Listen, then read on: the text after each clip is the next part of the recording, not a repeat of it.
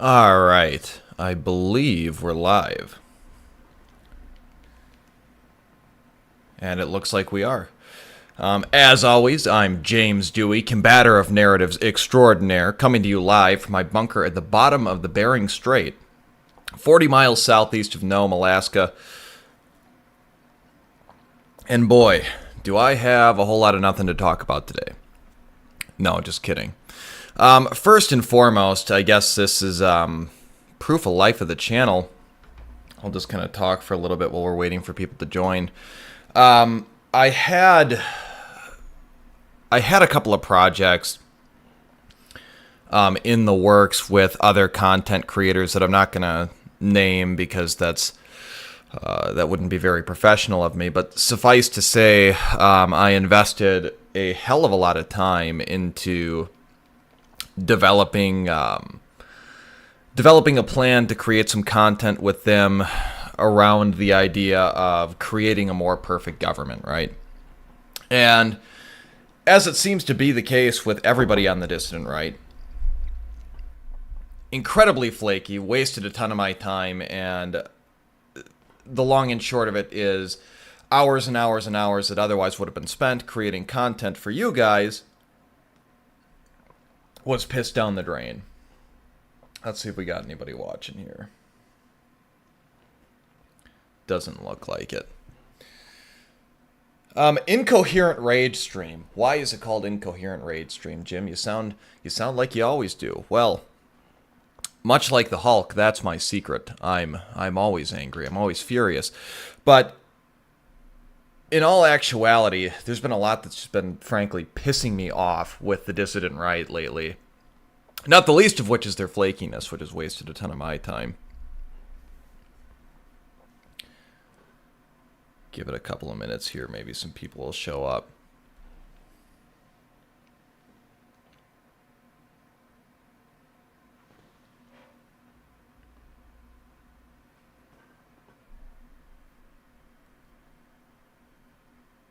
What the hell? I'll just jump right into it. So, I don't even know where I want to begin with this. I've got a few different things I want to talk about. So, for those of you just joining in, not a whole lot on the agenda tonight other than just kind of shooting the breeze and hanging out with you guys. So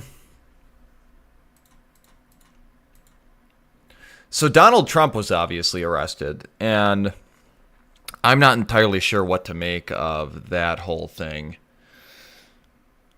I mean, so if he actually does go to prison, right?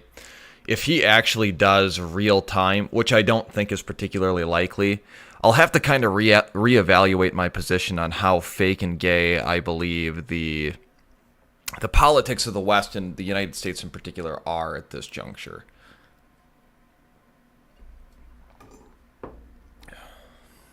See if anybody's turning up. I probably should have just posted a link to this somewhere. Always mad at the right since 2018, says Captain Texas. Well, good to see you, bud, but I don't think I've been doing this. No, I decidedly have not been doing this since 2018.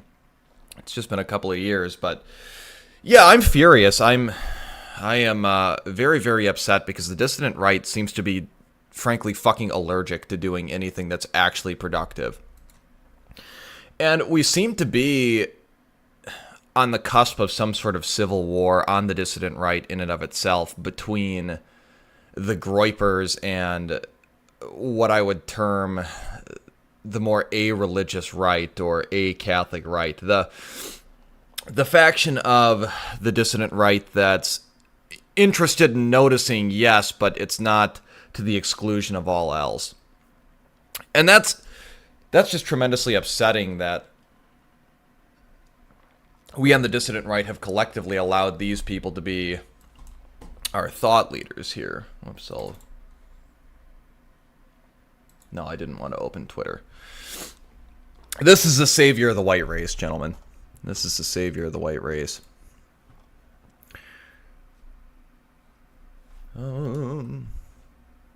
So the other part of it, too, is for whatever reason, OBS just kept crashing on startup. That's why there's no fancy intro today. No fancy waveform thing. I had to uninstall OBS and lost all my assets and had to slap something together real quick. So part of my frustration. But we seem to care. My personal theory on the Gripers is they're a product and a function of a Browning America. So these, by and large, are the people who I think have been... Captain Texas says we don't get to print money to fund dudes we like. Well, yeah, that's part of it too, is funding, and everybody is more concerned about their...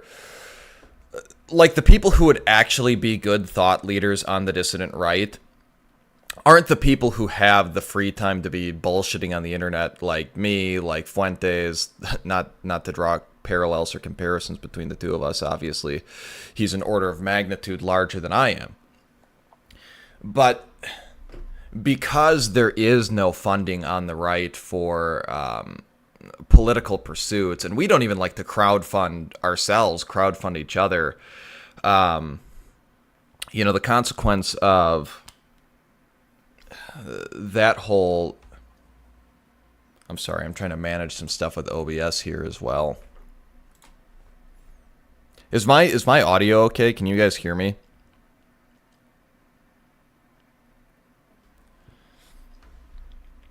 Wait for the chat to come through. Or not.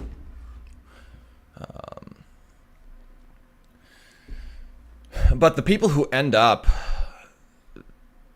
rising to the top are people who probably ought not to. The people who are decidedly interested in fame and money and that sort of thing rather than affecting meaningful political change. The people who would be most capable, I suspect, are the people who have their nose to the grindstone, keeping this country running for the time being. But we seem to have lost... We on the dissident right seem to have lost the plot entirely as it would relate to the whole point and purpose of, our movement, which is the 14 words, so to speak. I'm not sure if I can utter them here on YouTube without what's the CEO of YouTube's name? Susan, without Susan coming down from the coming out from the woodwork and smiting me. But the whole reason noticing is important is not because we're a negative movement that's anti-Jew in and of itself. We can't be. We have to be a positive movement for us, for ourselves, for our posterity, for white people, because nobody is going to be our advocate but ourselves. And the whole reason we're upset with the presence of Jews in this country, and more specifically, the disproportionate amount of power they wield, is not just because they're Jews, right? It's not an irrational hatred of another religion. It's not an irrational hatred of another ethnic group. It's because they hate us. And by us, I mean whites. And the whole reason we don't want them to hold the reins of power in hand anymore is because they've utilized that power. They've consolidated power through illegitimate means, primarily through usury and purchasing of politicians, so on and so forth. But the whole reason we dislike them and we dislike their disproportionate influence is because they hate us, they hate white people, they want us dead, they want us demographically replaced, they want us exterminated. They say so on Twitter. They've said so on Twitter for years. I mean, just go look up hashtag verified hate. You'll see some nasty, gnarly stuff. Just vitriol that goes unchecked. And the number one way in which they've destroyed this country for their own designs is by importing hordes of people who are foreign to us, foreign to our Constitution, and who are not capable of operating in a polite, civilized society. These are the people who didn't have written language. These are the people who were hundreds and hundreds of years technologically and philosophically behind whites up until very, very recently. And so what just pisses me the fuck off all the time is this irrational alignment with the bioweapons that were brought here to destroy the United States. And make no mistake, that's what these people are. That's what the illegal immigrants are. That's what the Arabs and Muslims coming over from, the shitholes in the Middle East where they reside are. And so when you place to the wayside the preservation of white people and the white race, when that becomes a secondary goal, if it is a goal at all, you've lost the plot, and you're just the Pied Piper of retardation. And I'm not sure when this shift happened, because the JQ used to be so verboten that nobody would even touch it with a 10-foot pole. I mean, you'd get like instantly permabanned off YouTube. Now it seems to be acceptable in the public discourse. Make of that what you will.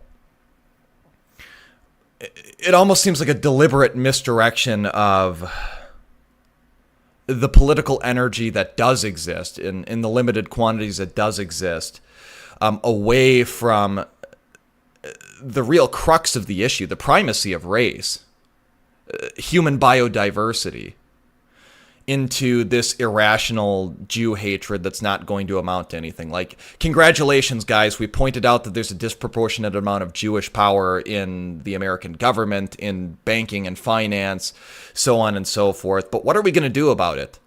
Oh, well, I mean, if we just pander to the blacks hard enough, if we just pander to the Muslims hard enough, maybe we'll all band together and take them out. But you got to understand, these people and like that Sulaiman Ahmed guy that Nick Fuentes has rubbed elbows with, some of the people that have been invited to AFPAC, these people hate whites. They've made that explicitly clear, and we cannot negotiate on that point, because guess what? They were brought here because they hate us. They were brought up to hate us. If given the opportunity, they'd do the exact same things the Jews are doing. And so these people, they're not upset at the things the Jews are doing. They're not upset that they hate white people. They're not upset that they've destroyed the civilization put in place, the system put in place by our forefathers for us. They're not upset about the destruction of the United States. There's no blood or soil tied to the United States for them. They're just upset that they don't hold the reins of power in hand, and they're using you, the groypers, the useful fucking idiots, to seize even more political control, to try to advance their own political agenda. And I just don't understand why the groypers seem willfully blind to this. And it's not just them, it's people who are adjacent and sympathetic to them. The people who hold the talking sticks right now. I mean, this is not the alt-right of 2017, which was explicitly pro-white. We seem to have deviated from that. And I truly think that it's a function, I truly believe that this is a function of the browning of America and the demographic shift. Because you get these people who are genetically or culturally predisposed to being what we would consider to be right of center, right? Or they're conspiratorial thinkers like us. They've got their tinfoil condoms on too. And they start noticing the same things that we notice, and they come to the sort of same conclusions that we notice, but they fail to realize or refuse to realize that they are the destructive force here. You get these people who aren't white, but are ideologically sympathetic to us, and where do they go? What do? This is especially prevalent in the younger generations, because the younger generations are the least white on aggregate. And again, I hate to be reductive, but pretty much everything is downstream of genetics, which is downstream of race, or rather, race is downstream of genetics as well. I realize that I haven't been looking at chat as I've been ranting, and I'm going to get my channel banned here. Captain Texas says it's been a long time coming, not to punch right, but with the large influx of Germans in the 1850s to 90s, didn't help with constitutional understanding. That's just it. And I mean, these were the same foreign mercenaries that were imported to wage war on the Confederacy. Not that I even particularly care about the Confederacy, right? I only care about the Confederacy insofar as I think that we on the dissident right need to start agitating for and justifying the cause of secession, and bringing that up as a hot button issue that no, the founding fathers never, ever would have willfully joined a compact after they just participated in a rebellion. They never would have engaged in a compact that's forever and for always and for all eternity and you can never leave. That was never the understanding. And we find ourselves in a similar position today as the Confederacy did in 1861. And I don't even care so much about the slavery question, right? My most popular video, which is kind of unfortunate because it's one of the videos which I think has the least important stuff in it. But I got bashed for saying, oh, you're defending slavery, which to a degree, I mean, I guess you could term me a slavery defender insofar as, like, as slavery goes, the type of slavery practice in the United States was far and away the most gentle and most pastoral. And to quote Ryan Falk, the blacks should be thanking their lucky stars that they were brought over here as slaves and not left in Africa. But that's a digression for a different time entirely. But to circle back to my original point, what the impetus was for the Confederacy deciding that, you know what, them's the breaks, we're done. And I realize you're staring at Nick Fuentes and his black gay lovers or whatever that's on about. You can watch some stock footage of World War I. Look at the shortly they're just sleeping. These are not dead bodies. They're taking a nap. Because I don't think I'm supposed to show that on YouTube, but I guess it's educational, sort of. But the impetus for secession was, yeah, I think secession happened when it did because slavery was the issue du jour. Having said that, I think if slavery had been abolished at the outset, or at the outset of the American Republic or the founding of the American Republic, a civil war still would have taken place because we needed to settle that issue of secession. But Abraham Lincoln didn't get like a single vote in the Electoral College. There was not a single elector from the South that voted for Abe Lincoln. He wasn't on the ballot in some states. And yet he still ascended to the presidency of the United States. And we're on the cusp of something similar right now, where the demographic change is such, and obviously, you know, the elections are just fake and gay anyway on the national level. That was proved in 2020. But even if we had somebody based and red-pilled that we nominated to whatever the best party for that would be, we'll say the Republican Party because, you know, they never ever would win. They've got zero shot at winning. I mean, we're probably less than a decade away from Texas and Florida becoming permanently blue for, again, as much as elections are or are not fake and gay. And we'll never ever win another national election. We'll probably lose Congress as well. Now, of course, what's going to happen is the GOP is going to shift with the demographics further left. I mean, that's what they've always done. That's the running joke, is conservatives have conserved nothing. But that's why the South decided to leave. They're like, look, clearly we're not going to get any real representation in Congress. Like, nothing we want accomplished, nothing that's best for us and our society is going to get accomplished, so we're going to go our own way. I mean, I think we need to start advocating, and you get a ton of people on who are nominally conservatives, right, that just love the idea of the glorious crusade and America forever and all this stuff, and they get emotionally tied up in, yeah, we spanked the Rebs, and they don't want to logically consider what secession is and why it's important to us in the present day. I'll take another look at chat here.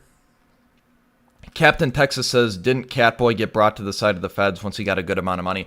So, and I don't want to talk about Nick Fuentes specifically. I've got some more to say on, like, this desire of the dissident right for an American Caesar to save them from the top down. But that's for later on in the schizo rant.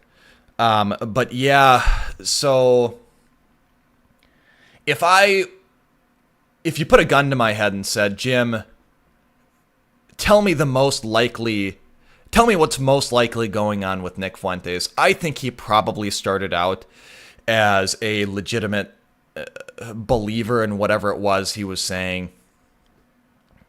I don't know that he started out as some sort of like Zog. I don't even know what you would term it, but like a mouthpiece for Zog. Controlled opposition is a term I'm groping for. I think he probably started out legitimate, and whatever happened with January 6th, where, like, people who just walked into the Capitol building, right? And we talked about this a bit on my last stream, but people who just walked into the Capitol building and, like, looked around ended up languishing away in a federal prison, but he was on camera, on video, like, encouraging people to go break into the Capitol, and they were charging people and trying them for, like, sedition and incitement to rebellion and stuff like that, for similar actions. So what probably happened is at that point in time, because mind you, he never faced any criminal charges for that, which is highly suspect. I think that's the point after January 6th that he probably became controlled op to some degree or another. But how confident are you, Jim, in that statement? I don't know. That's conjecture on my part. 30% confidence is what I'd put it at, but that's neither here nor there. I mean, I do think that Ryan Falk was probably onto something with him being like a sexual degenerate or deviant of some sort, but that's like just incidental to what I'm talking about anyway. No, Captain Texas says nobody wants to realize they were the bad guy. Yeah, and I mean, that's it too. I mean, and I can't even be so critical of that myself, because I actually used to think, granted I was a little kid, right? Like maybe 8 to 10 years old. I used to think that it was like proof for the existence of God. Like it was just a freaking miracle I thought it was remarkable that the good guys had come out on top in every instance of history. Like God always wins in the end. Obviously that's pants on head retarded, right? Like you look back on it and you kind of cringe and you're like, ee, but that's the way these people think. That's the way these people think. And they've lost the plot entirely if they're not deliberately misdirecting some of the political energy here in the United States. And it's not just the Groypers, it's other people adjacent to it too, like people in circles that I interact with. Like it's like they can't find a happy medium for the JQ. You get a bunch of people who want to ignore the JQ entirely and be like, oh, well, the disproportionate representation is simply a function of the high verbal IQ of Jews. And then they'll cite like one study from God knows when and likely couldn't be replicated that says Jews have an IQ of like 115 on average, and they're like, oh, well, that's a standard deviation above the mean. See, that's why they're overrepresented in Congress by 9 bajillion percent.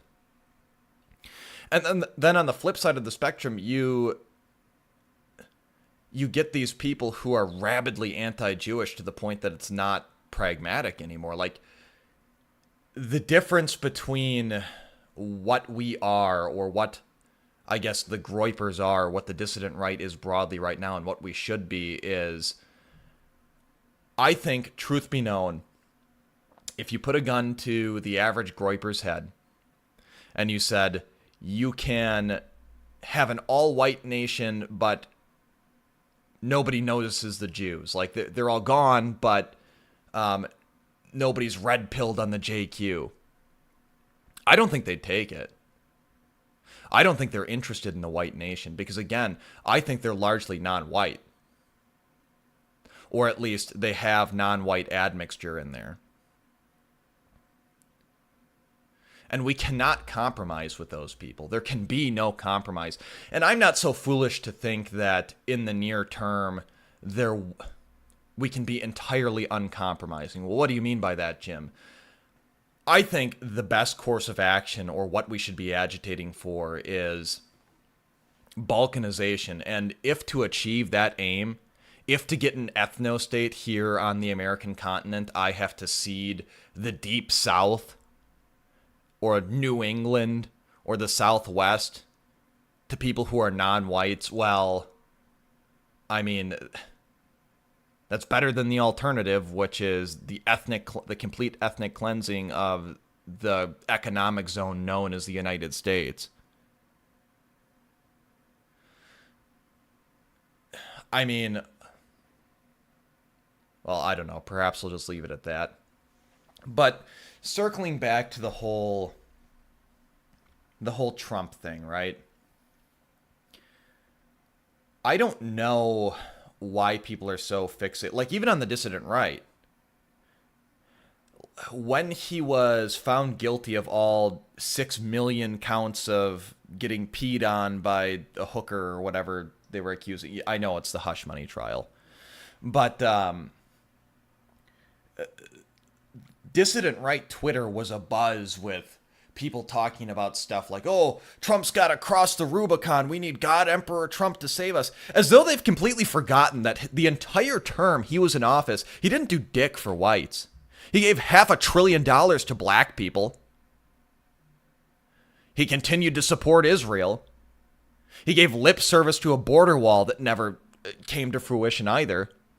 Talked about how he wanted the most illegal immigrants in history, but they have to come here legally.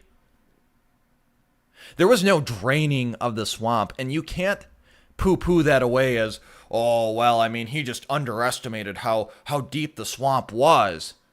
You know, he really wanted to do good, but the deep state was preventing him from doing it. Like, that's retarded. If you're one of those Q-tards who is still advocating that you just trust the plan and believe in God Emperor Trump, deport yourself.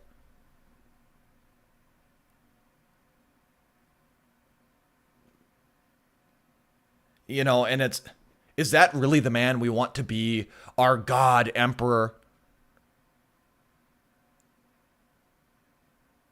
The degenerate, the deviant, the man who lacks moral character. And I'm not meaning to be unduly harsh or critical of Donald Trump, because functionally, yeah.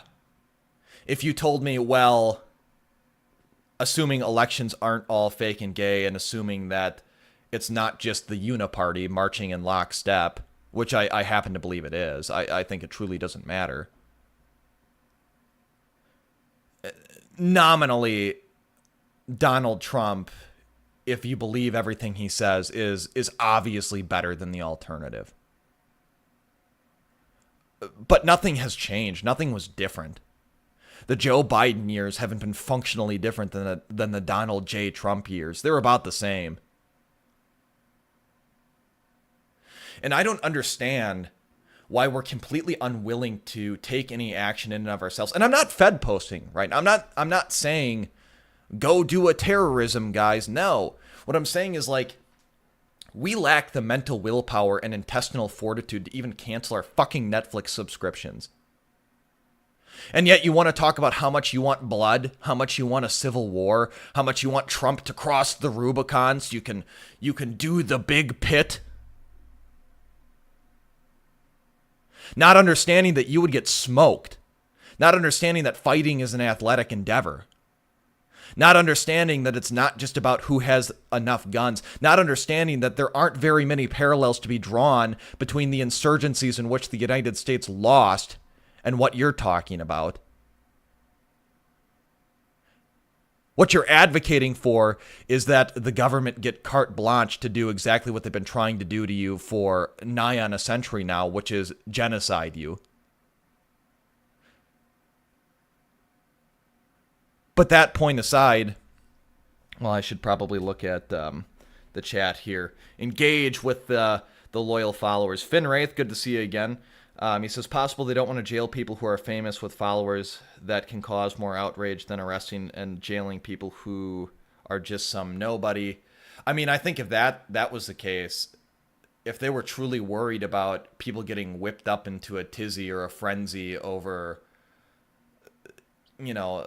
charges being brought against them, I don't think they ever would have charged Donald Trump with anything. Because especially in 2020, who is Nick Fuentes compared to God Emperor Trump? Rusty M. Shackelford, good to see you again, dude, says, just got in, check out Star Spangled Kingdom. I'll circle back to that one. Captain Texas says, I don't know if you have to completely engage in it, pursue removal of foreign interference via ban dual citizenship, congressmen, and donations. I mean, that's an obvious first step. But I just don't think that I think it's so rotten to the core that there's no way you can graft changes in there as it currently stands, or with the government as it currently stands, that's going to affect any real meaningful political change. Like, there's no way. I mean, even Brandon Herrera, just because he wasn't explicitly an Israel fillator, was unable to defeat what's his name? The other guy from Texas who had like $8 million in AIPAC money. Mason Ponton says, late again, but I'll have to catch up. God bless you all. Oh, you're not that late. Really, the first like 10 minutes of the stream was me just having a dementia episode as I'm trying to navigate OBS and bridle my rage into like coherent sentences. Because I'm also tremendously exhausted. I been doing a lot of traveling lately, which is part of the reason for the radio silence. I've been really pissed off and then just busy with work. So, Captain Texas says, y'all aren't sailing the seas for content. I'm not sure what that means. But anyway, back to Trump. It's not even just Trump. Right. And in order to properly talk about that phenomenon of the desire for this cult of personality or American Caesar or this top-down reform to come through the government, we kind of have to talk about what I've run into as I'm trying to work on my project about, a more perfect government, or coming up with ideas for what the next government should look like. I've reached out to a considerable number of people on the dissident right, and nobody's got any real ideas. And if they tell you otherwise, they're bullshitting. Nobody has any fucking clue what we should do next, and they don't seem to care. Nobody wants to devote any... I think if you've seen that meme where it's the IQ bell curve, and the midwits believe like the shit lib ideology du jour, and it's the retards and the super intelligent that are kind of coming to the smarter grug brain conclusion of. I think you know what I'm getting at. I can kind of pull it up here in a second, but there's something very real to that. I think we truthfully don't have enough midwits on the dissident right. Because you get these super high IQ people. I hate to kind of use Bronsky as an example, but I think he's archetypal of what I'm getting at, where it's like they're very, very intelligent individuals, but they want to hyperfixate on the minutia. They want to hyperfixate on these things that, are important, right? They want to hyperfixate on human biodiversity, and they want to talk about their own personal pet theories and terminologies for why things work and why things are the way they are. They want to act like they're super smart and say that, it's just Jewish high IQ guys, or this, that, and the other thing, and you get people on the far other end of the bell curve who are just kind of like,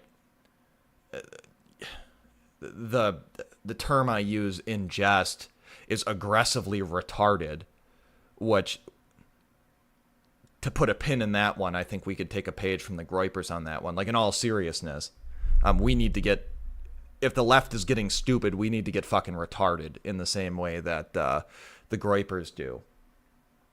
But there's not enough people who are interested enough in the day-to-day affairs and, like, actual concrete actions that we can take now on the dissident right. Like, nobody is out here doing the things that the founding fathers were doing and writing these huge Substack articles or making these 3-hour-long YouTube videos on how we can prevent ourselves from finding ourselves 300 years from now in the same position we are right now, to prevent what has happened to the West from happening to our great-great-grandchildren. Like, nobody talks about that. Nobody's even interested in it. Like, truthfully, I thought of my videos, those would kind of be the most popular ones that I'd made because it's the most novel. Nobody's really talking about it, and I was super excited to, like, bring people on the channel, and because, again, we can talk in a little bit about my ideas on that sort of thing, but it's nothing super special. It really just amounts to a serious reformation of the American Republic, but I'm not satisfied with that answer. And you get super smart people that are, not that I'm unintelligent myself, but you get super smart people who are more interested in discussing philosophy or getting bogged down in theology while we continue to get exterminated in our own nations. And that's the other thing, too, I want to touch on, is the Groypers are probably the worst offenders, but this is something that permeates the dissident right and alt-right and even, like, boomer conservatives to a degree, is this hyper-fixation on religion, which is just asinine. Like, you need to stop. If you can't take a step back and stop navel-gazing for 30 fucking seconds and realize that that Protestant, that Catholic, that agnostic, that atheist, that Orthodox bro who's part of your extended kin, part of your race, is not your enemy but your brother, again, you've lost the plot. If you can't realize that it would be better to live in a religiously pluralistic nation like the United States, and by pluralistic I mean like white religions, right? I'm not saying like we should be hyper tolerant of Muslims or Hindus or so on and so forth.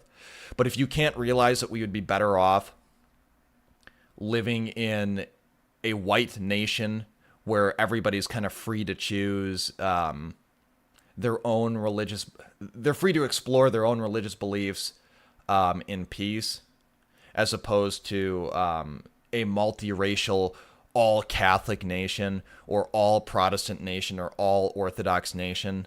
Like, you need to go take a trip to the Democratic Republic of Congo, which is like 98% Christian, and tell me if that's a nation you want to live in.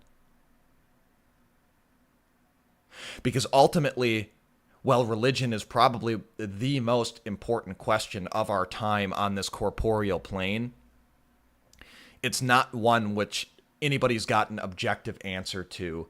And furthermore, religious institutions are made up of men. The religion will be based or not based on the people who comprise said religion. And the Stone Choir podcast, if you haven't checked them out, they're pretty good for religious things. I'm not like a religious listener, pun intended, but they'll talk about this idea that the church isn't even like the main determinant of what people believe anymore. They spend maybe a week, an hour a week in church at best, and they spend the remaining, almost 7 whole days being catechized by the rest of, or indoctrinated by the rest of the world around them. And that's why you've seen, I think Protestants are the most susceptible to it, because they themselves are closer to cults of personalities with their preachers, and there's not as much dogmatic insulation from degeneracy and subversion. But that's why the United States as a Protestant nation circa 1850 had super based attitudes on things like, well, in particular, race. That would be the most germane to this discussion, while still believing in God. But meanwhile, post Hart-Celler Act, post turn of the century, in the year of our Lord 2024, we've got the Unitarian Church near where I live flying the fag pride parade flag. So that, while it's important, doesn't matter. And what just infuriates me is other Christians, particularly groypers, saying that, oh, if we got the reins of power in hand, you ortho bros, you Protestants would get the pit. That's evil. And I think the Founding Fathers, one of the very smart things they did was allow freedom of religion in the United States, because you have to understand. You have to understand what Europe looked like in those days, or in the centuries immediately preceding it. Like, as a function of percentage of the population it killed, the 30 Years' War and some of the other wars that precipitated it were the most destructive in human history. And it was primarily fought over religion. And I'm not meaning to put my my atheistic fedora on here, but just understand that there are a lot of true believers, very intelligent true believers with very real, very rational reasons they believe the things they believe, that are not just going to convert to whatever your religion is because daddy government said so. If we come out on top, or if America First comes out on top and they get their Catholic theocracy, guess what we're inviting to happen here in the United States? You're inviting another 30 Years' War. You're inviting centuries of religious conflict. And it is so arrogant. It is so fucking arrogant. And it's not just the groypers, but it's so arrogant for people to think that on the cusp of extinction, in the face of an existential threat, we're going to be able to resolve a millennia and a half, maybe more, depending on how you define it, of religious feuds, religious and dogmatic differences, and still save the white race. That's stupid. All you're going to do is further fractionalize the dissident right, which needs to stop. The barrier to entry pretty much just needs to be pro-white, anti-degeneracy, for as much as that's a meaningful statement. And again, I'm picking on the groypers because they're the most aggressively retarded. But it's the Protestants, it's the Orthodox. To a much lesser degree, you get more agnostic, atheistic types that will occasionally stir the pot with the more religious types. But it doesn't matter. Like, let them alone. Stop punching right because of religion, and start focusing on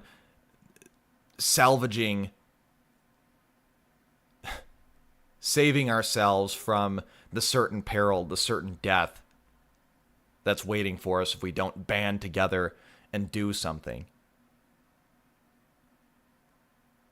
And I'm not saying there aren't important differences between religions. Personally, I take a lot of issue with Catholicism. I take a lot of issue with the idea of papal primacy.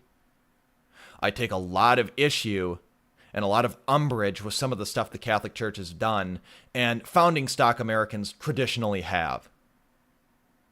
People don't really remember that, like, the KKK was initially in large part opposed to Catholicism. People forget that, like, JFK being a Catholic was still a political issue at the time in which he was running for election. But it doesn't matter, because white Christians, white agnostics, white atheists generally agree on about like 90% of the things in practice. So put your pride away. Stop trying to be right. You don't have to be the most right, the most correct. And do something meaningful.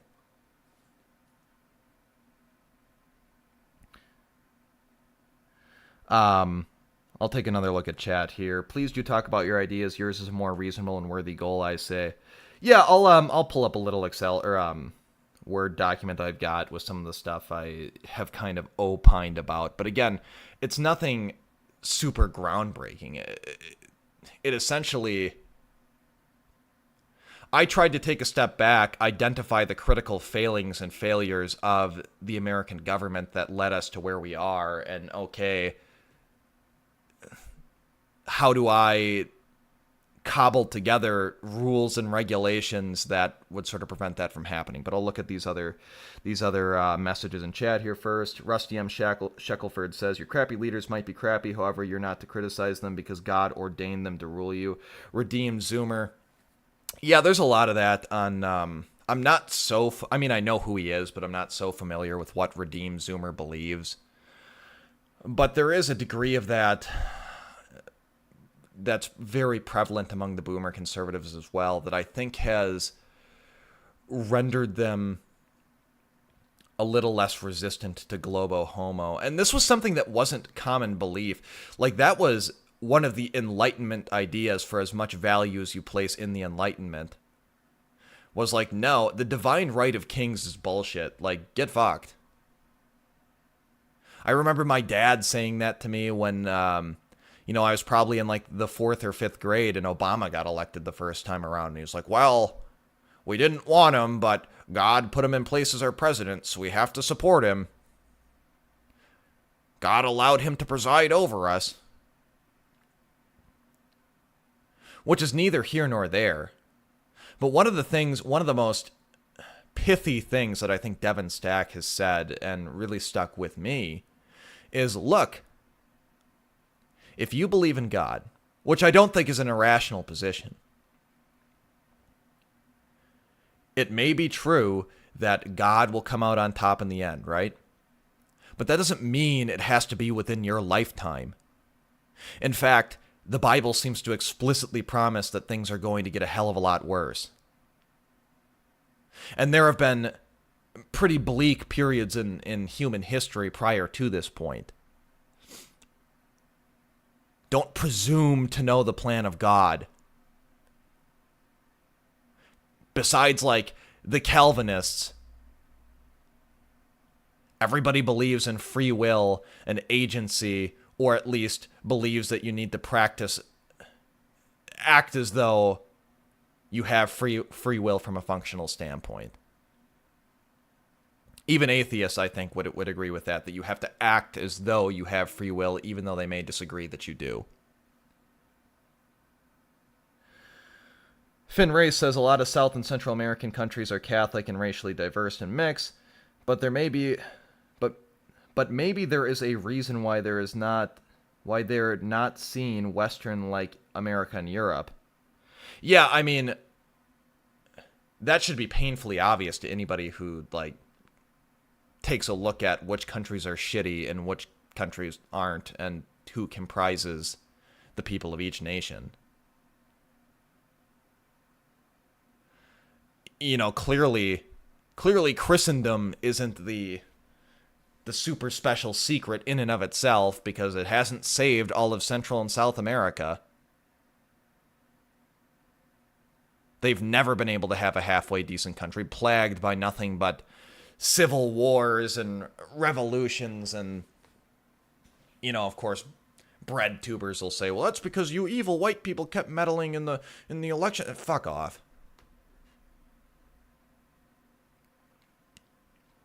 Finn Race says maybe they should balkanize based on religion.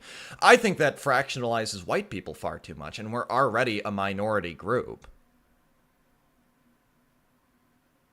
Like, I don't know why the Groypers seem to believe that they have to have a Catholic theocracy. They have to be right. Everybody else has to be wrong. Deus Vult. As though that's based.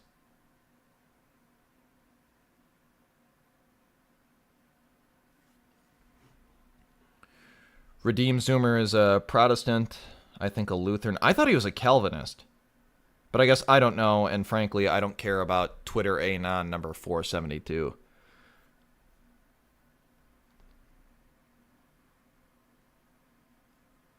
And I don't... It's been incredibly frustrating to me that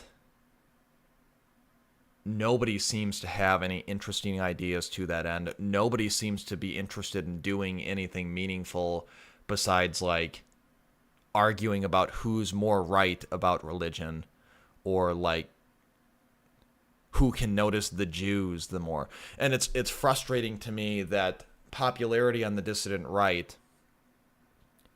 who gets to wield the talking stick, whose voice is the loudest, is predicated on who screams about the Jews the hardest. And again, it's like bizarre to me.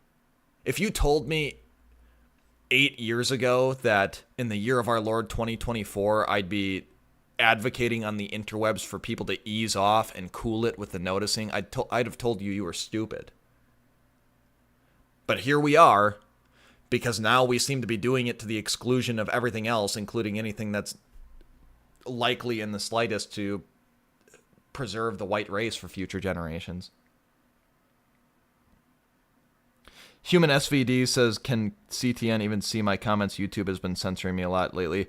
Yeah, I have, and it's good to see you again, dude. You've always been, like, the most loyal dude, always watching my stuff. Always good to have you here. I've just been scatterbrained and a very angry boy. Very, very angry boy. But to talk about this need for the American Caesar, I think to a degree that's human nature, but it's especially prevalent on the right, where we're unwilling to lift a finger to help ourselves, to take any sort of risk, to endure any sort of discomfort. We need that American Caesar to come out of the woodwork and save us all. And it's not going to happen. If it was, it would have happened by now. You have to be the hero you want to see in the world.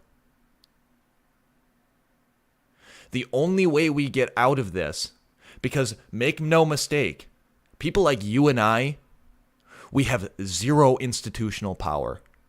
The people who wield the institutional power, they hate us. They want us dead. At the very best, they view us as cash cows just to be exploited. They don't care about our health. They don't care about our well-being. They don't care about things like honor and morality.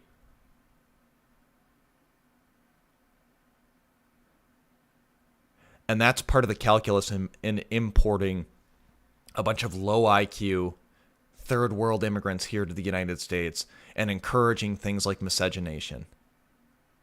Because ultimately, they want to, as the Talmud says, sit like the Effendi and eat. They want us, the Goyim, to be their cash cows. And the thing about white people is we've built the most prosperous nations the world has ever seen. For a reason. There have been historical selection events that have shaped us into being the best. The best at creating and maintaining civilization, the best at achieving things, improving standard of living. But here's the kicker. For all that wealth, we're intelligent and we like self-rule. We're difficult to rule over. Now imagine you're a farmer, right? And I wish I could say this analogy is my own, but it isn't. Imagine you're a farmer and you're trying to extract value, leather, milk, meat, from cows in your pasture. And I mean, they're like good cows, right? Get good quality meat, good quality milk, good quality leather. But damned if they aren't super smart and they keep doing things that make rule over them more difficult. Harvesting the resources you want more difficult. But you look over into your neighbor's field, right? And you see that he's not having the same sorts of issues you are. I mean, meat's a little lower quality. They don't produce as much milk. But he's able to generate more value because it's a different breed of cow. It's a different breed of cow that's more docile. And I think the play here, the calculus is, you take the infrastructure, you take the systems, the things built and developed by white people, and you come to a point technologically where automation is such that you really don't require the super intelligent people anymore. They can be maintained by people who are much less intelligent because of things like AI and automation and so on and so forth. So what do you do to make this population, this nation, this system easier to rule? Well, you import people, you import the cattle that are easier for you to rule over, for you to lord over. And you encourage inbreeding with the population that's already here. That's the calculus. That's what's at play.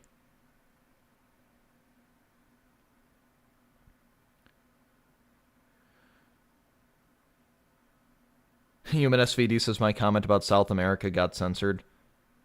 I didn't know that they automatically censor live chat comments. Finray says maybe that's why a lot of them have so much faith in religion, because they were expecting the next Caesar or Jesus or whatever to come along and save us instead of realizing that they are the only one who can do it. Exactly. Exactly. And time is not on our side either. We can't play the waiting game. We can't wait for things to accelerate. We can't wait for the big collapse, because guess what? Every red line in the sand that's ever been drawn by people on our side of the aisle has not only been crossed, but trampled over. Clearly, we're not going to do shit. We're not going to do shit because the calories keep flowing. We still have our bread and circuses, and nothing's going to change that. We're so unwilling to be uncomfortable that we're willing to let ourselves get exterminated, and it's beyond frustrating. And here's the thing about cults of personality and Caesar types. Unless there's a well-defined system, a well-run structure around them, unless there's some sort of coherent ideology that's able to be carried on when that Caesar dies or is rendered incapacitated, things are only going to be good for a generation or two until that guy dies and you've got nothing but succession crises. That's not a recipe for long-term lasting success. It might be a recipe for something worse. Can you imagine if some grifter becomes dictator of the United States and we end up looking back with rose-tinted lenses on the wonderful days of Zog? Because at least under Zog, the calories kept flowing or something.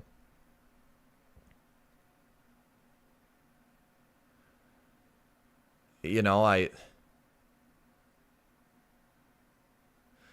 don't know what to do about it, right? Like people like me can keep screaming into the void, but people aren't interested in listening to what we have to say.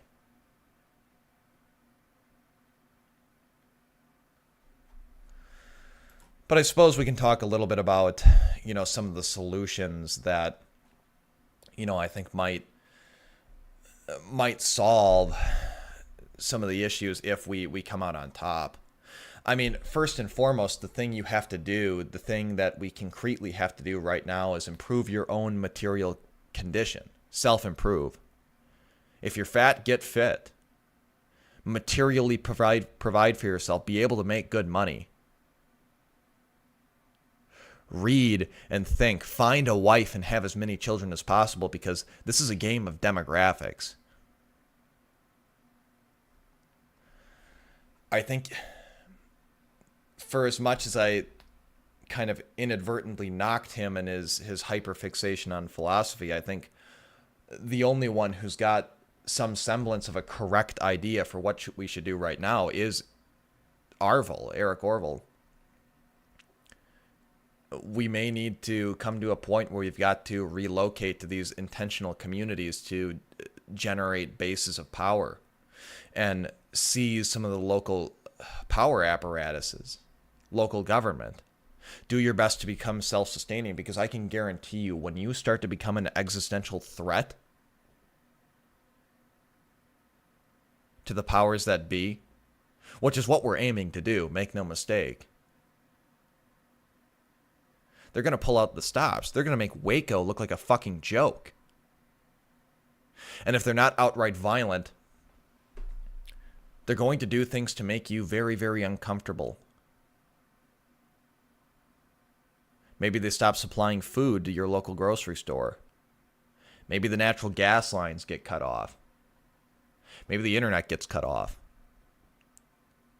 We have to work on building parallel infrastructure now, so when the time comes, we're not completely at the mercy of the powers that be, because we have no ability to produce our own food.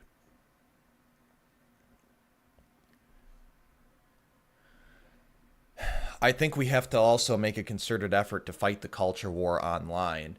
And you can kind of hand wave that away, right? And say, well, I don't see what good shit posting on the internet is going to do. And to a degree, yeah, you have to pick and choose your battles, but things like TikTok, things like Instagram, these social media platforms that are aimed directly at young women who are emotional thinkers. They care a lot about my feelings. They're not as likely to be critical thinkers. And furthermore, these apps are tailored towards women, and the propaganda that's on them, that permeates them, is geared towards women as well. And to a degree, I think the notion that women will follow power, whoever's winning right now will be who the women support. It's true to a degree, but you have to stop these young women, and men to a lesser extent, from getting their minds melted by Jewish propaganda about how you should be super sexually promiscuous and you're definitely a lesbian and you should cut your tits off, and these other degenerate things that they're pushing. There's virtually nobody in those spheres on those platforms that's mounting an effective defense to that sort of thing. And in my video on fourth generation warfare, I talked a little bit about this, but suffice to say, I mean, this is a war for hearts and minds of every individual. And maybe the vast majority of people out there, you're not going to be able to change their minds because they're NPCs. They just, consume and buy more product and believe in the next thing. I'm not discounting that wholly, but there is a small subset of the population that will be receptive to our message. And the days of super-based 4chan that's not just porn, or these niche subreddits where you could say certain things, or 8chan, Kiwi Farms, like those days are gone. The best you've got is Twitter, and that's pretty much controlled op 24/7. I think you're arrogant and have a an overestimation of your own intellectual abilities if you think that you just as easily couldn't be, some Reddit tier normie con right now.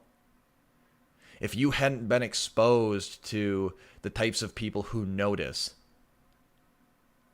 you could end up just like them. And we need every heart, mind, and body we can get.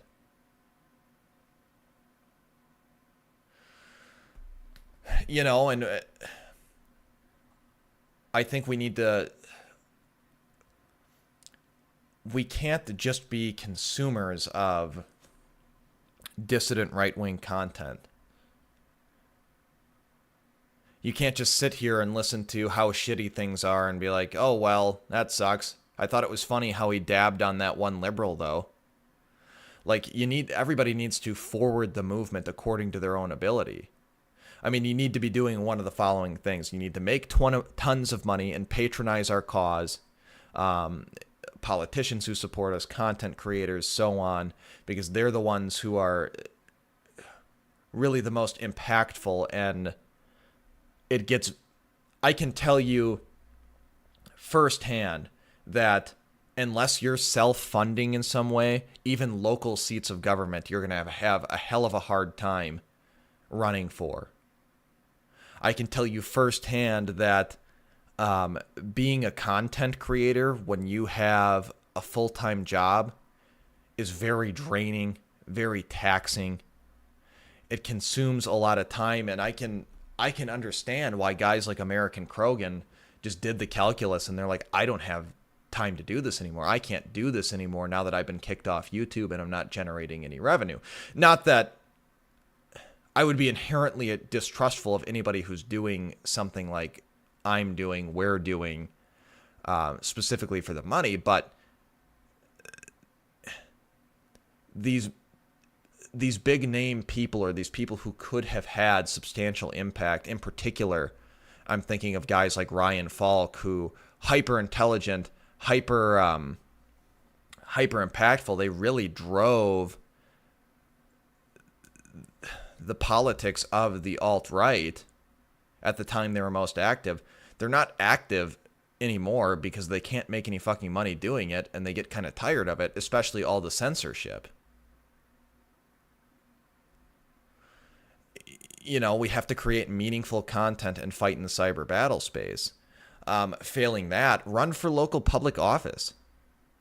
Like, those are the people, I know it's kind of cliche to say this, but those are the people who have the most control over your day-to-day life, what your kids are taught in school.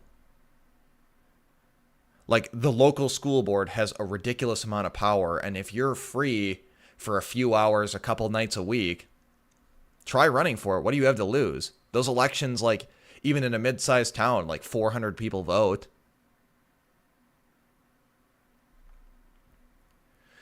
And I think we need to unite around the eventual goal of a national divorce or balkanization. Like, I think anybody who thinks we can drain the swamp and fix things from the top down and just one more national election, we just need to elect Daddy Trump one more time. If we vote hard enough, we'll fix it. Like, no, just understand that the American Republic was good while it lasted, but the time has come for something new. For us to forge and form something new. Make peace with that. Agitate for it, because I don't see a way where we come out on top trying to operate within the traditional power structures and just continuing to do what we've been doing for the last century.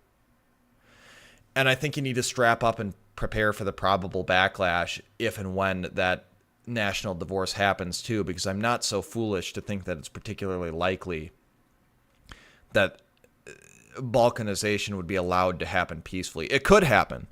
I mean, the breakup of the Soviet Union was relatively peaceful, but again, unlikely. And that would,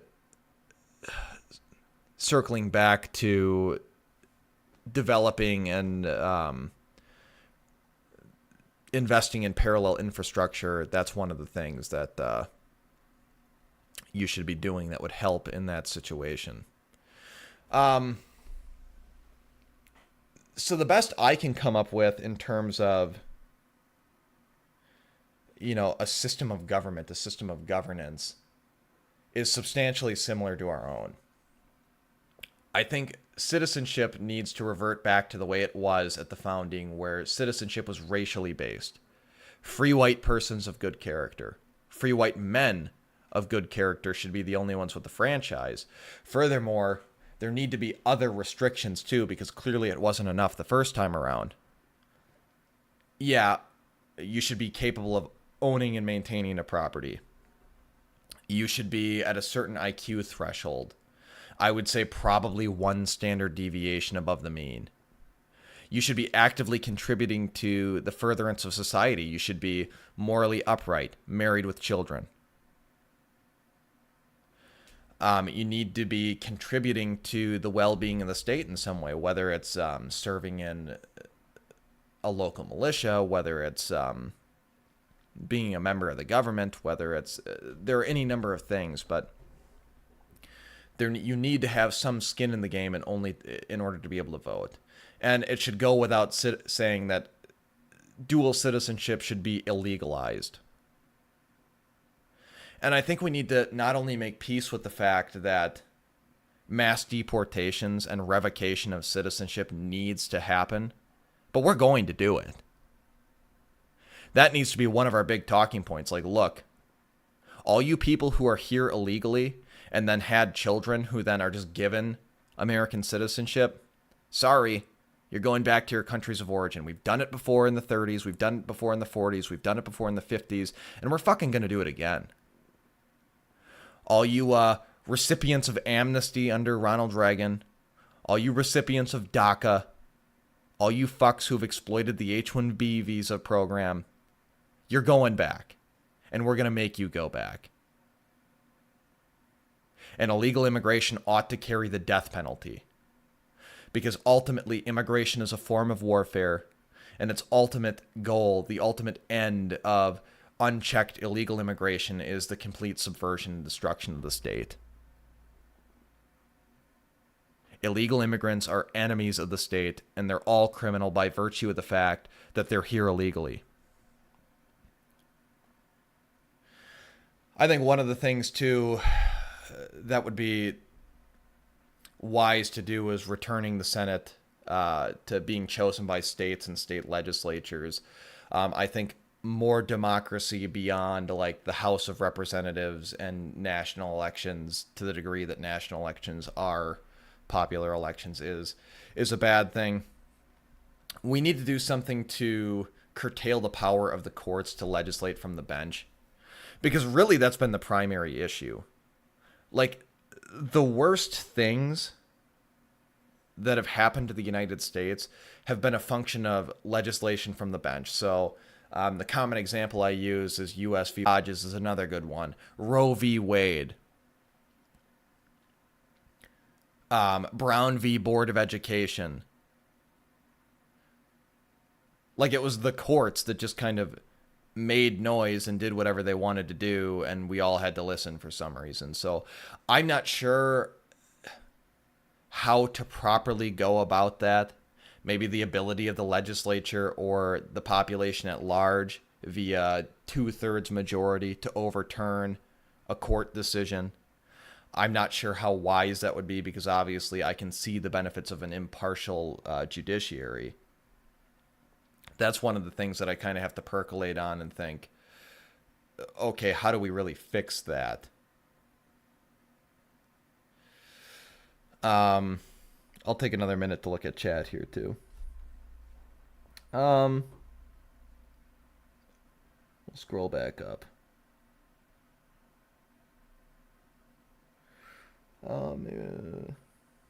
A lot of it is, won't someone, not me, fix the problem? Yeah, everybody wants to sit back and have their life improved without them having to actually do anything or have any skin in the game.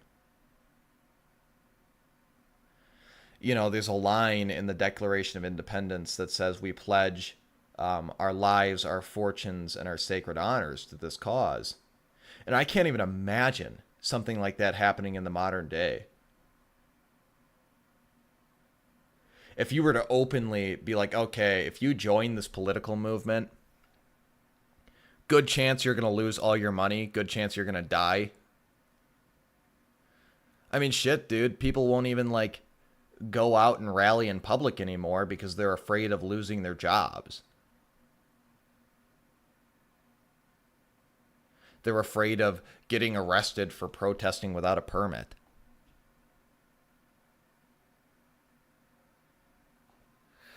Rusty M. Shuckleford says, honestly, we should learn about political vanguardism and we should use it against our opposition. I'll have to look into that.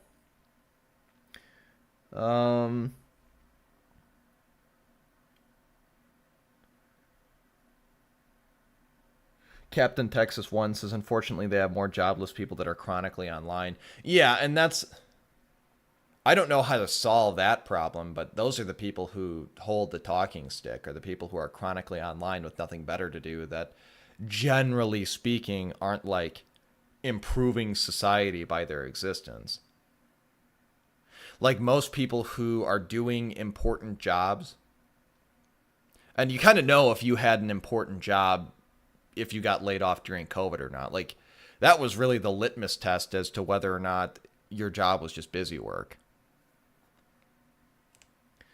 But if you've got enough time to be doing this stuff without making serious compromises in your personal life or your professional life, I mean, you probably ought not be one of the people who gets a voice in things.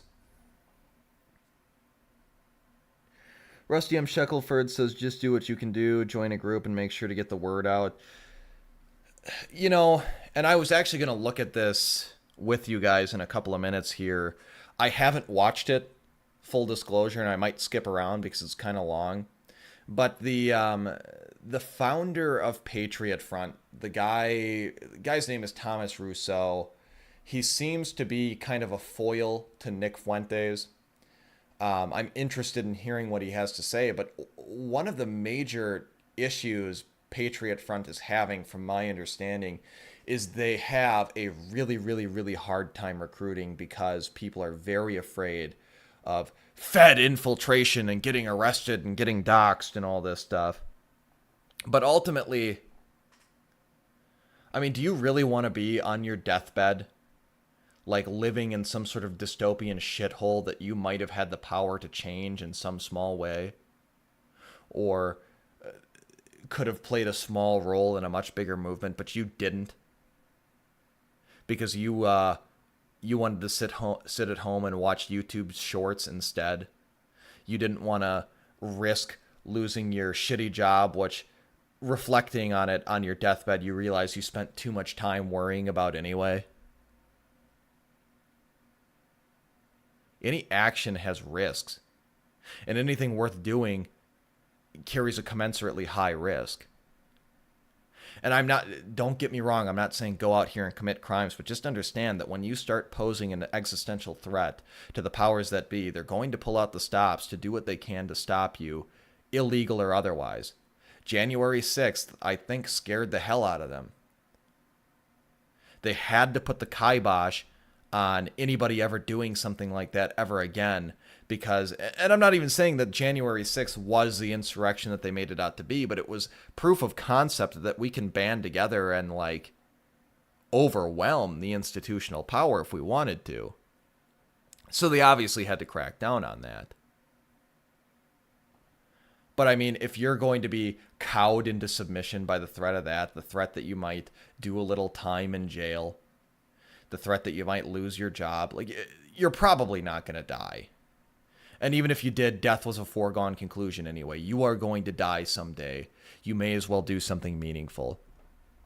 And I don't know that we should be... Again, I'm not like a member of Patriot Front, like, in all honesty. I haven't made my mind up about them, but we need to be willing to do something. And I'm not even saying that everything Patriot Front does is a net positive. I think the rallies and marching they do, has the potential to do more harm than good. But like when they go around and they like when they were helping all the storm victims in Oklahoma or wherever that was a positive thing to be doing. When they're encouraging each other to go out there and lift weights, that's a positive thing to do. Human SVD says American Krogan got yeeted off BitChute too. He did? I thought he was still on BitChute. I thought he just stopped making content like roughly a year ago. Or maybe he's still on Odyssey. I can't imagine what you would have to do to get kicked off BitChute. But fuck BitChute anyway. Like, I don't even bother re-uploading stuff to BitChute anymore. Because it gets quite literally 0 views. Like, if you think my YouTube channel doesn't get many views, YouTube or Odyssey, BitChute, Rumble, they're like not even worth bothering with if it doesn't just automatically mirror for my YouTube channel. And I can understand that, dude. Like, if you're... Case in point, my most recent YouTube video on the Indian Removal Act took me probably between 2 and 3 weeks of virtually all my free time not working. And that was a real kick in the pants when it's like, okay, this video is going to do numbers, right? And I'm sure in my case, it's partially a function of quality of content, right? I'm not meaning to draw parallels between myself and, or say that we're on a level playing field. But whether it's a function of that or a function of YouTube censorship, if you're investing that amount of time into something, it does get demoralizing when like nobody watches it.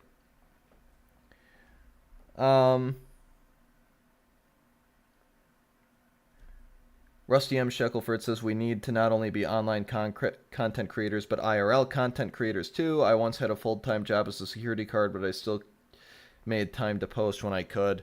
Yeah, I mean, and I'll lean you in on a little secret. Like, the higher up you go, the less work you actually do, which is why I kind of have a ton of time to shitpost on the internet in the way that I do. Yeah, we'll go ahead and we'll take a look at... I think I'm boring people because I lost most of the viewers talking about... Which is kind of what I was talking about earlier. Like, nobody gives a shit about how to make a new government that's not shitty. So we'll go ahead and we'll look at what Thomas Russo has to say. I think we ought to hear him out. We'll go ahead and pause the video here. Oops. Rogan, Musk, Jones, a bunch of people watch these guys in videos dressed up, walking around from the Patriot Front with this guy named Thomas Russo. They look like feds. Are they feds? Are you with the feds? Is this manipulation? Why has the FBI been following this guy who's 25 today? FBI started following him at 17 years old and walking around saying he's America first. They were en route to riot at the Pride event. Fed thing, the 8 stooges of what? Fine. Like, who organized it? These guys are all runners. Okay, now go to the next. The FBI, who was on the FBI watch list, we actually are able to sit down and able to have a conversation. You're a huge proponent of free speech. You're a huge proponent of people who love America. And I think we are extremely in common in those two things. Maybe we have a lot of differences about other things, but we believe in speaking. We believe in rational For discourse. sure. Yeah, absolutely. And I think, this was a great opportunity to be able to clear the air and help. Okay, what do you think about Joe Rogan, Elon Musk? What do you think about Joe Rogan, Elon Musk, and Alex Jones? What do I think about them personally? Or yeah, just what do you think about them and what they've said and what they stand for, generally? So as far as Alex Jones, I think he has a lot of interesting theories about the world, and I think he's right about a lot of things. I think he is wrong about a few things, and one of them being Patriot Front. Okay. He even said when we were doing a march in Austin, he said that we were going around harassing children of color or something to that effect, which is not true. And Alex Jones should know that as somebody who a lot of people have said things about which are not true himself. But I have a lot of respect for any man who stands up in the political space and has a lot of slings and arrows thrown at him, especially for the ends of free speech. Elon Musk, in the same way. Patriot Front is still banned on Twitter. I myself am still banned on Twitter, but I do believe Elon Musk has done. Which is an important note. Like, that was that's, again, I'm not saying definitively America First is like a controlled op, but it's a huge red flag for me when guys like Nick Fuentes, who are like explicitly over the top anti-Jew, are allowed on these platforms that not that many years ago, like, even just hinting at who might hold the reins of power in hand would get you banned. And then guys like this are still banned off the platform. Done something to enhance the amount of free speech on Twitter, and you could say he's interesting as an entrepreneur. I'm not a businessman. I watch some of your content about the EVs, but I'm not qualified to speak on those matters. But Elon Musk, I think it's interesting in the realm of free speech and in business. Thirdly, Joe Rogan, I think he's an excellent entertainer, and in that clip, I believe if it was allowed to play a little bit longer, he does clarify he's not an authoritative source on this. He is an entertainer, and this is just his off-the-hip comments, and I even think it's a little bit complimentary, him pointing out how there's no fat people, because I'll take it, if that's the only thing about it. So listen, man, so how well, what are the benefits package of the feds? Like, how well do they pay you, man? Like, is there like They don't pay me. They don't pay you? Nope. Okay. I'm not a federal agent. Okay. I am not being paid by anybody, and actually, Why do you think so many people that are trusted don't believe you? I think it is partly astroturfed. I think because it is so convenient. Because when we do these big things, we are presented to millions of new people, because it is a spectacle when we go on march, when we have the drums and the banners and the uniforms and the masks. It is engineered to be something. I mean, just compare this guy phenotypically to what Nick Fuentes looks like. And there's a degree of truth to physiognomy as well. I don't know. That's kind of subjective, but... which is spectacular. It is very out of the ordinary, and people watch it, and it's very easy for a lot of conservatives, I believe, not the ones here, but a lot of conservatives to dismiss us by saying that's not real, it's fake. You don't have to engage with these people, you don't have to engage with their ideas, you don't have to engage with... Well, and it's a lot easier for conservatives to just wave their hands away, say it's feds, it's all fake, don't get involved with them, because that absolves you of having to like get up off your ass and actually do something. The fact that the political landscape might be bigger than you previously thought. So it's an argument of convenience, that they are also, a lot of people are worried about guilt by association, because the left throws around words like white nationalist and neo-fascist, and I haven't called myself those things, but the left throws around these labels wantonly, and a lot of people decide, okay, well, I'm going to stay away from anybody the left labels with those things. But the thing is, these aren't real definitions. These are insults. They're labels to censor and silence people. You know, when they call you racist, when they call you a Nazi, when they call you all these things, and it's a lot easier for some people to say, hey, I'm not a racist, those guys aren't even real, as opposed to saying, hey, you know, these are patriots, these are nationalists. They may not be like me, they may not agree with me on everything.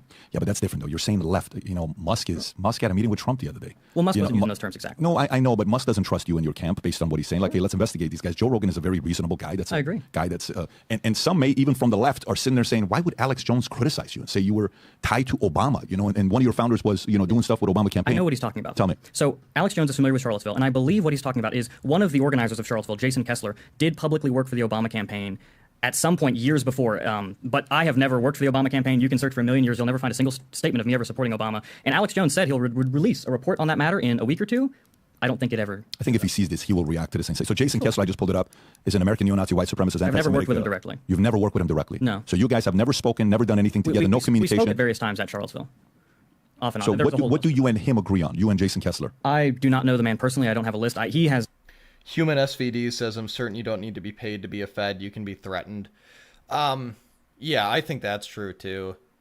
But I don't know. I feel like there would be a little bit of carrot and stick. Again, that's what I was alluding to or hinting at with Nick Fuentes. It's like, he did this thing that was like on its face illegal, or at least by the current standards and definitions of the establishment, and nothing happened to him. Changed his beliefs several times throughout his political career, to the best of my knowledge. When's the last time you spoke to him? Like, is there an allegiance there where you guys get on? No, there is not. When's the last time you guys had communication? Years. Okay, got it. So let's set that one aside. So let's go to... But that's where I think the Obama fact is coming from. Okay, so again, this is the great thing about asking questions. You know, the audience can go do their own due diligence, and people can react to it. Let me continue. So your position, I'm reading some of the stuff that you've said. An African may have lived, worked, and even been classed as a citizen in America for centuries, yet he is not American, okay? Yes.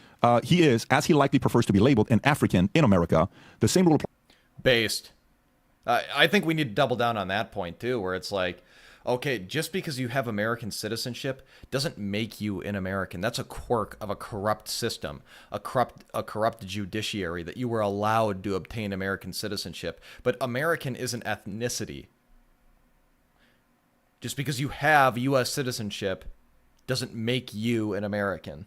Applies to others who are not of the founding stock of our people, or do not share the common unconscious that primates throughout our greater civilization and the European diaspora. The American identity was something uniquely forged in the struggle that our ancestors waged to survive in the new continent, not simply by birth, by one granted this title, but by the degree to which he works and fulfills the potential of his birth. So what do you think, like, if you were to break down what you believe in, Do you want America to be a place where it's all white nationalists and nobody else that's not a white nationalist will be here? Would that be an ideal situation for you? Not necessarily, and I believe that might be a bit of a leading question. But when you're talking about that statement in particular, Yeah. and it is from an older version of the manifesto, it has been updated and clarified. But when you look at different groups, different groups in America, blacks have been very much culturally, economically, socially, and even legally distinct from what we call white Americans, or I simply refer to as Americans, for the entire history of this country. And from the 1600s to the 2020s, there are groups in this country that are very distinct. And when I say American, I'm not referring to purely as a citizen, but I'm referring to a member of the American nation, which I believe is a cultural, as an ethnic group, just like Iranian, just like a member of any country from Europe. But I believe we should treat the native, true-born population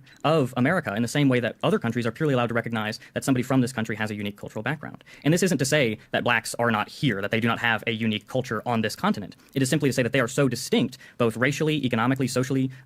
Segregation still exists de facto today. Many communities are largely one or another population. I believe these differences are so distinct that we ought to consider them as different nations, perhaps within the same government. Okay, so what does that really mean? Going back to my question. Sure. I'm from Iran. Okay. My mother's Armenian. My dad's Assyrian. I came here in It means you fucking go back. That's what it means. November 20, 1990. June 20th of 1999, I become a U.S. citizen. I joined the Army with a green card. Okay. What do you consider me? Do you see me as an American or do you see me as an Iranian? I would think you are a citizen. You are legally and civically a part of the United States, and I would classify you as a good citizen. You are a businessman. You have brought a lot of value to the country. However, I would say that you are distinct from an American, and I am not somebody who believes that everybody who is not American is by default worse than. Mm-hmm. I don't put the world into that kind of hierarchy, but I believe there is a distinction there. And when you're talking about what I would want to do, I think immigration should be restricted. I think all of the illegals should be sent home. I think anybody who lied about their naturalization status in order to get it unlawfully should be sent home. Like Tucker Carlson, you spoke with him recently. Mm-hmm. He mentioned how everybody with a dual passport should have to choose. Things like that are a great start, and I think you would really be able to help demographically secure the country. But are we asking, should the United States have anybody within its borders in any civic capacity, which is not a national, which is not a true cultural, assimilated person? I think there is some room for that, and I think there's some room for that in a lot of reasonable governments. But what we're talking about today, or what we're talking about in the country today, is the fact that should these globalist policies be allowed to completely transform the cultural and demographic landscape of the country? And I believe that would make it something entirely different. So my sons, their mother is white. Their mother's white. She was born in Texas, Houston, Texas. Their dad is Middle Eastern. What are my kids? Going back is what they are, Are they American? I would say along with his wife. they are half and half.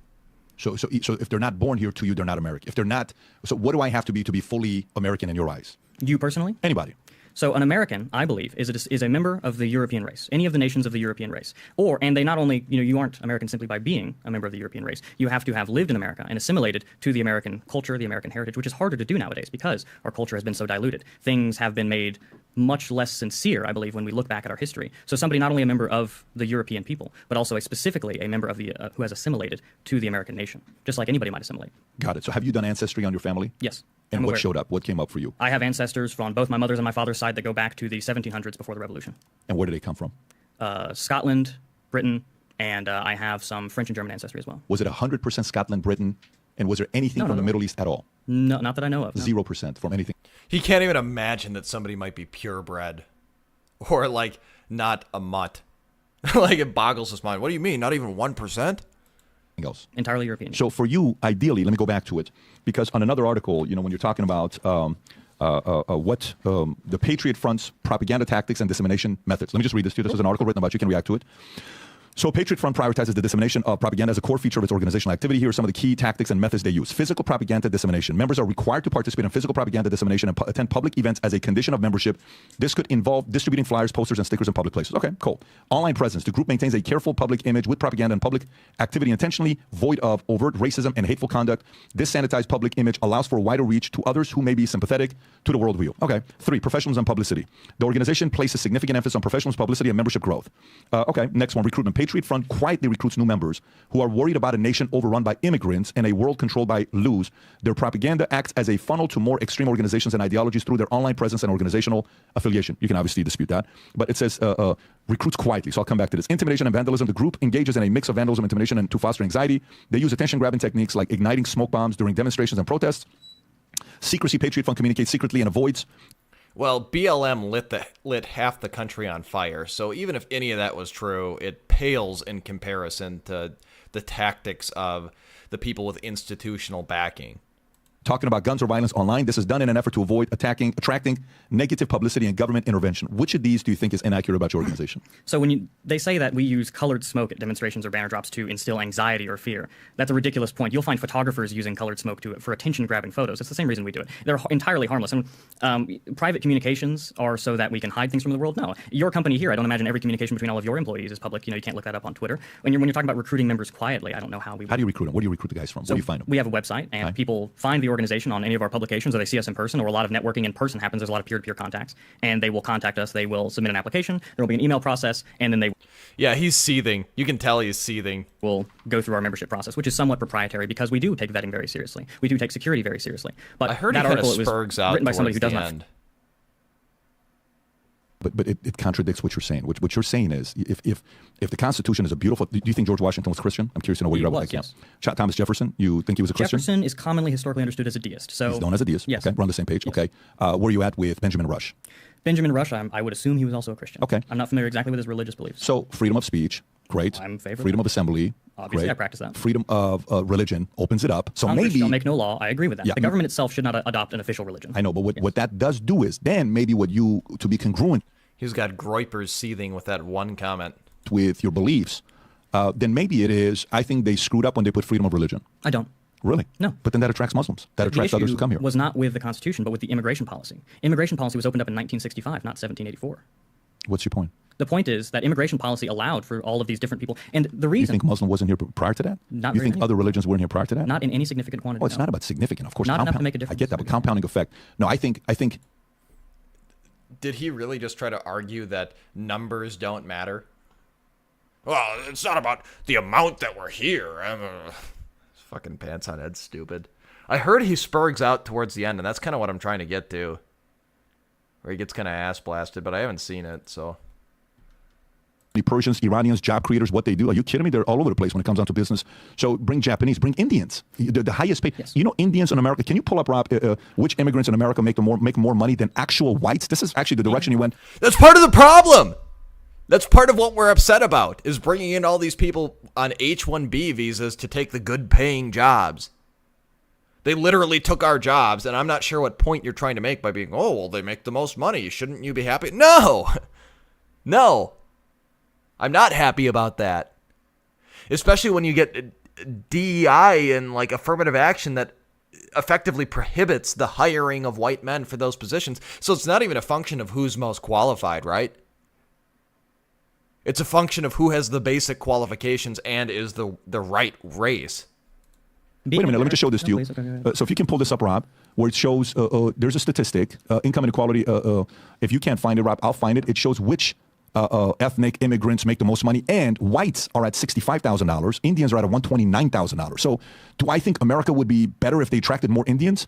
They kick white people's ass. I mean, if that's the part. And I'm not even no Indian. reason that I believe all these, and what you're talking about, is more of the immigration that's coming from the visa programs, and not necessarily.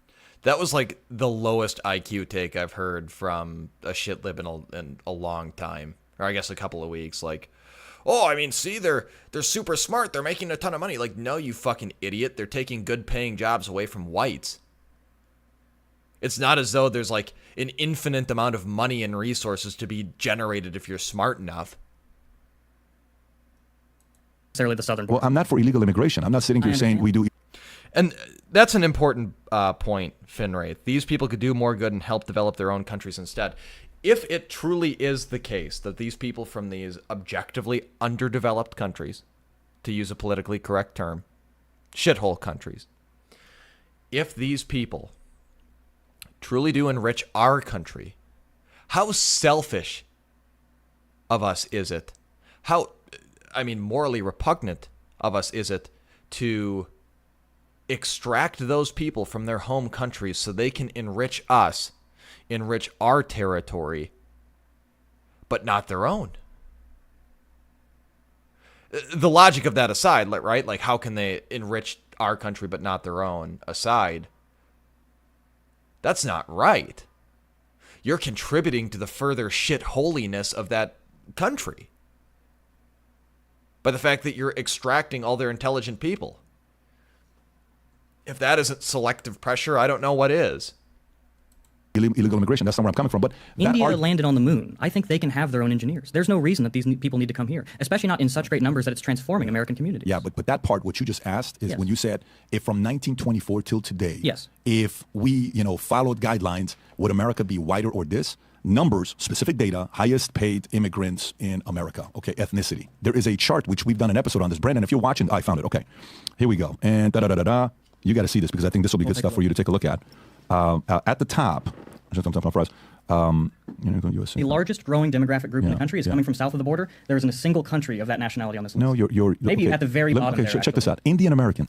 That's an important point to make too. And I mean, this is kind of a red herring. Like, nobody gives a damn about how much money, except as it would relate to how much money they're making, except as it would relate to the wealth extraction from white Americans. Like, this is the problem. Number one, you're uncomfortable when it says Indian Americans. What percentage of the country right now has Hang on, let me kind of go through this here for I was you. asking you a demographic. And that was a pathetic little jab he made. Oh, you're probably uncomfortable by that term, Indian Americans. Oh, like, shut the fuck up. Indian Americans, 100,000. Filipinos, 83. Taiwanese, Sri Lankan, Japanese, Malaysian, Chinese, Pakistani, whites. White first. They're 8th place.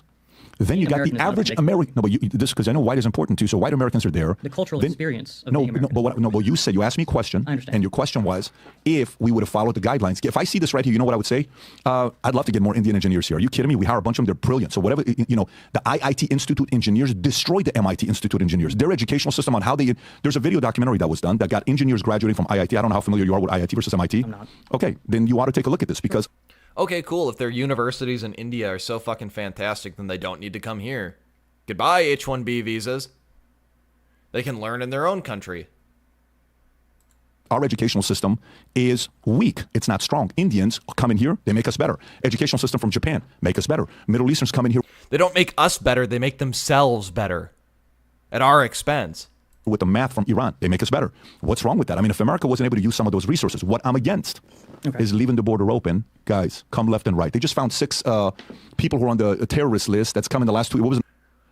I'm for immigration. It's got to be legal immigration, though. We can't have just an open border. We need to at least have them walk through the front gate. Number 6 or 14, Rob? Do you remember 6. that? 6 that have come the last 2 years on the terrorist list because we've left the border open. No one's for that. If we could, because I asked you a question about what the total demographics would look like. When we pulled up that list, the largest percentage making up groups from Africa and south of the border, from Latin American countries, was at the bottom. And again, I'm not saying those are bad people, but I'm saying we need to question why our immigration policy allows mostly those types of people. That's a fair And question. It's also worth noting, and, if this were a prepared video and not a stream, I would have that link readily available and pulled up. But wealth is only correlated with intelligence at a strength of an R value of like 0.4. So there is a moderate correlation there, but it's not 1-to-1. And that makes no commentary on things like the criminality of those racial groups. we shouldn't be afraid to point out that these various groups are coming from different places that are different. But this destroys your argument. What percentage of the present-day United States population? How does that destroy his argument? That doesn't make any sense. They make more money. Cool. That has zero bearing on what we're talking about. Is from India or the Philippines? That would be a very excellent question, because if you subtract that, But let me ask, okay, so let's then just say. what does the demographics look like? Like, Thomas Rousseau should tell him to pull up FBI table number 42, and let's take a look at that. Those are the relevant statistics. But no. Then do you not want more Indians and Filipinos who will send their best people? I think India and the Philippines Yeah. are perfectly functioning countries, and they need all of their engineers. Because to me, being an American isn't about making money. Yeah. Being an American is about a unique experience. Yeah. If the Philippines or if India was going to be 52% European, I would think that was just as bad as if America was going to be 52% of all of these groups you list here. And it's not only that, but it's that the groups that are composing the largest growing demographic percentage, you will see are actually a net negative in terms of taxes. You know when you got triggered? What's that? Do you know when you got triggered? You're going to go back and watch this because your guy's recording it, right? Graham is recording it. You know when you got triggered? I believe I'm having a civil discussion. Oh, no. By the way, let me tell you. Yeah, he's so triggered, chat, sitting here calmly discussing the points he's presented with, and coolly and articulately making his own points. You're way more respectful than I thought you were going to be, and I'm actually enjoying the conversation. Thank So I'm not. If somebody asked me and said how you were, I'm not going to say he's an asshole. No. Good. Am I going to say he is? Whatever the question. That's not the feeling I got. But I will say, the moment I said white first, Your body energy changed, all of it. Because I believe it's a mischaracterization of my view of the Then nation. that's okay. Let the audience decide on what that is. But to me, I don't have any problem with people who have your position. Others can disagree with it and be like, okay, great. Yeah, he doesn't think a black person should be president. No problem. He doesn't think a Middle Eastern should be I think president. Americans are white, and white people should be president in America. That's why I think you're white first. And other countries can make those decisions. You're right. But that's your position. Just stick to it. That's my position. You can say, It's not wrong to be white first in a white nation. I believe I'm white first, not America first. Those are two different distinctions. But Americans Got it? are white. Yeah, And not I all know. white people are American. And you would never want a black American who's born here to be the president, and you would never want a Middle Eastern person who's born here to be president. Being born here doesn't make you American. Oh, okay. So then you change what the founding fathers who wrote it, then you can say they were fools. Their immigration policy. They didn't write that. The 14th Amendment to the United States, number one, you have to understand that the whole purpose of the Birthright Citizenship Clause was to make sure that black slaves would be able to vote. So they would effectively lock in a number of Republican districts in the South, which was Democratic at the time. That was the purpose of it. And in the Senate debates, I've made a video about this if you want to go back and look at it. I've actually made a couple touching on it. In the Senate debates, they explicitly talked about this. So he's like, what are you saying? The argumentation was around, well, what are you saying? So if they're born here, just because they're born here, they become American citizens? Does that mean Indians are granted citizenship, the Indian tribes, Native Americans? And the authors of the 14th Amendment were like, well, obviously not. That would be stupid. That's what the phrase, and subject to the jurisdiction thereof. So born in the United States and subject to the jurisdiction of the United States and not any foreign power. Those illegal immigrants pouring over the border are not subject to the jurisdiction thereof. Those Indians coming here on an H-1B visa are not subject to the jurisdiction thereof. They were never intended to become citizens, even with the bullshit that was the 14th Amendment. And that was never the case until U.S. v. Wong Kim Ark, which, again, they legislated from the bench. They decided that, oh, well, English common law says that anybody born here should be a citizen. Never mind the fact that there's nothing in American law. Never mind that our role as the judicial branch of this government is to merely interpret law, not make it. And it wasn't the Founding Fathers who did that. The Founding Fathers had been dead for quite some time. The 14th Amendment was passed after the Civil War. Or ratified, rather. Okay, finally, we're getting into the bottom of it. That Rob, these founding fathers made a lot of mistakes with this No. Constitution. I believe their It's not Immigration Act was proper. Yeah, It was got good. it. I mean, they did. They were fallible men who couldn't foresee a lot of the issues that we ended up having in the present day. I don't think they ever anticipated that white people would be able to be subverted in the way that they were. I don't think they anticipated that they would be suicidal in the way that they are. So the system is breaking down because it wasn't designed for the circumstances at hand. Well, they just didn't know who was going to make more babies over the next 200 years. Making more babies doesn't mean you get to have my country. Yeah, but your country, the way it created a constitution, allowed for the people to come here because of the guidelines The that they had. Constitution did. No, they restricted it to free white persons of good character. That was the first thing the Congress of the United States did. An outline immigration policy because that is under the realm of the legislative branch of government. Right. The issue began with the Immigration Act in 1965. But the founders created the structure in a way that allowed the legislative or Congress To or make Senate. laws, yes. Yes, That's fine. That's on them then. Then that's the point where they create Founders messed up by making a based on legislative your branch. position, not mine. Based on what you think. I think what the founders built is ridiculous. I think what the paper, what they built is absolutely insane, and I am super grateful for the way they built it. This is why I believe I'm America first. I would have no problem with somebody who is. I'm not born here, right? So guess what? According to our Constitution, I can run for office. I respect that. Totally get it. Okay. Makes sense to me because I wasn't born here according to the laws that they have. I get why they would do that because if you don't, if somebody all of a sudden from the outside comes in and they want to take over and destroy this great nation, they would. That was the right way they This thought. country was built with a context of naturalization that I believe. Right. You can point. White first.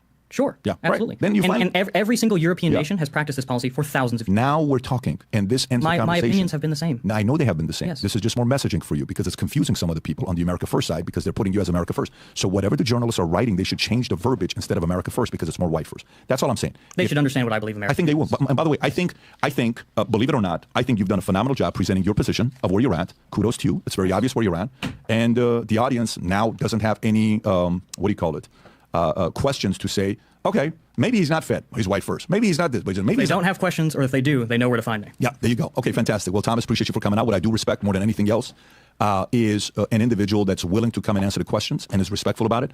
And you've been like that from the beginning to the end. And I value that a lot. It's one of those things we value a lot in our family. And I don't care whether you're white, black, Asian, or any of that stuff. I enjoy the conversation. Thank you very much. Anytime. Take care. It's been a pleasure. So, I mean, I think if, given the option, if I could swap out Nick Fuentes for Thomas Rousseau, I think that would be a positive thing for the dissident right. Like, we need more people like this, less people like the America First movement, but ultimately we got to kind of play the hand we're dealt. Like we kind of talked about earlier, the people who ought to have the talking stick really don't for myriad reasons. Having said that, we've been live for quite some time now. I can't really see my own uptime here without nuking the stream. But I think I'm going to wrap it up here in the next couple of minutes unless somebody has some other things we'd like to discuss. Any burning questions before I sign off for the night?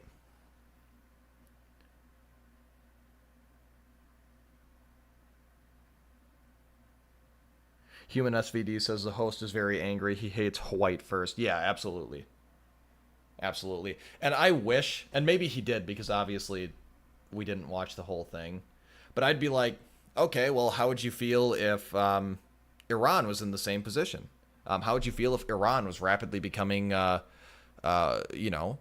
white nation? Do you think that Iran ought to maintain a government of, by, and for the Iranians, or is it okay if they're demographically replaced? I would love to see what this guy had to say about that, because you can tell his primary allegiance lies not with the United States, no matter what he says. His primary allegiance is to the fact that he's Iranian.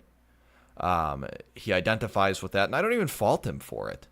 But go be pro-Iranian in fucking Iran. Take your wife and kids with you, too. Yeah, cope and sneed. Cope, seethe, and dilate. All right, well, with that, guys, I think I'm going to sign off. Thanks again for joining me on an impromptu stream here. I know I didn't, advertise it at all, so I appreciate you turning out all the same. With that, I'm Jim Dewey, and this has been Combating the Narrative.